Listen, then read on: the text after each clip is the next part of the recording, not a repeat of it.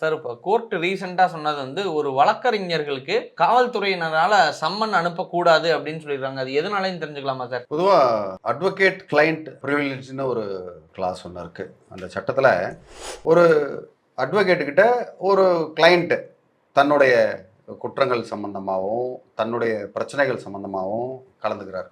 கலந்துக்கிட்டு அதுக்கு என்ன தீர்வுன்னு கேட்குறாரு. அதான் அந்த வழக்கறிஞர் வெளியில் சொல்கிறதுக்கு அவருக்கு உரிமையே கிடையாது. அப்படி உரிமை இல்லாத பொழுது காவல்துறை கேட்டாங்கன்னா எப்படி சொல்ல முடியும்?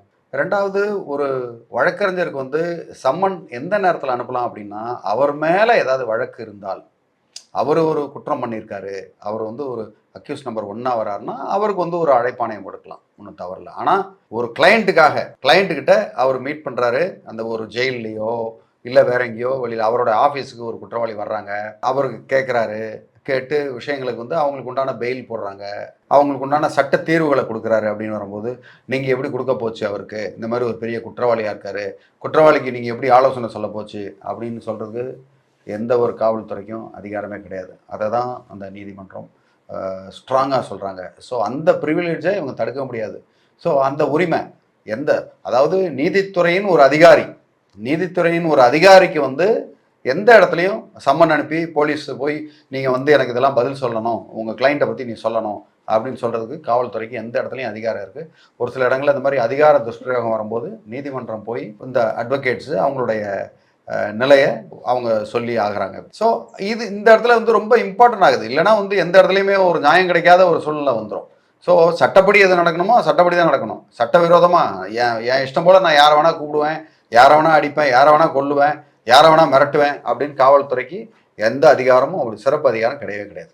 சார் அப்போ காவலருக்கு அப்போ எது வரையும் தான் அந்த பவர் லிமிடேஷன்ஸ் இருக்குதுன்னு தெரிஞ்சுக்கலாம் சார்? எது வரைக்கும் அப்படின்னா, நீங்கள் வந்து ஒரு புகார் யாராவது ஒருத்தன் கொடுக்குறாங்க, அந்த புகாரின் பேரில் ஒரு விசாரணை பண்ணலாம், அவ்வளோதான். விசாரணை பண்ணிட்டு தண்டனை கொடுக்கறதுக்குலாம் அவருக்கு அதிகாரமே கிடையாது. தண்டனை கொடுக்கறதுக்கு வந்து நீதிமன்றம் தான். அது வரைக்கும் அதுவும் ரொம்ப வன்முறையை பிரயோகிக்காமல் 2 பக்கம் புத்திசாலித்தனமாக விசாரணை பண்ணி எந்த பக்கம் தவறு இருக்கோ அதை பேஸ் பண்ணி அந்த சார்ஜ் ஷீட்டு குற்றப்பத்திரிகையை தாக்கல் செஞ்சு, குற்றப்பத்திரிகையை எங்கே தாக்கல் செய்யணும், நீதிமன்றத்தை தாக்கல் செய்கிற வரைக்கும் தான் அவங்களுக்கு வேலை. அதை தாக்கல் செஞ்சுட்டாங்கன்னா அதுக்கப்புறம் அவங்களுக்கு வேலையே கிடையாது.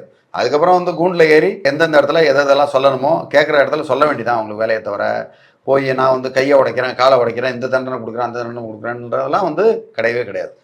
அதுக்குண்டான சிறப்பு அதிகாரம் அவர்களுக்கு கிடையாது. இப்போ ஒரு வேளை காவலர் வந்து வழக்கறிஞர்களை வந்து ஏதாவது ஒரு கேள்வி கேட்டு இல்லை கட்டாயப்படுத்தி அந்த மாதிரிலாம் வந்தால் காவல்துறையினர் மேலேயே சட்டப்படி நடவடிக்கை இருக்க வாய்ப்பு இருக்குங்களா? கண்டிப்பாக அவர் பேரில் எஃப்ஐஆர் போடலாம். காவல்துறையே இல்லாமல் டைரெக்டாக கோர்ட்லேயே வந்து அவர் பேரில் எஃப்ஐஆரை போட்டு விசாரணை நடத்துறதுக்கு உண்டான எல்லா வித உரிமையும் உண்டு அந்த வழக்கறிஞருக்கு. மேலும் இது சம்பந்தமாக வேற யாராவது உங்களுடைய கருத்துக்கள் இருந்ததுன்னா தாராளமாக கமெண்ட் பண்ணுங்கள்.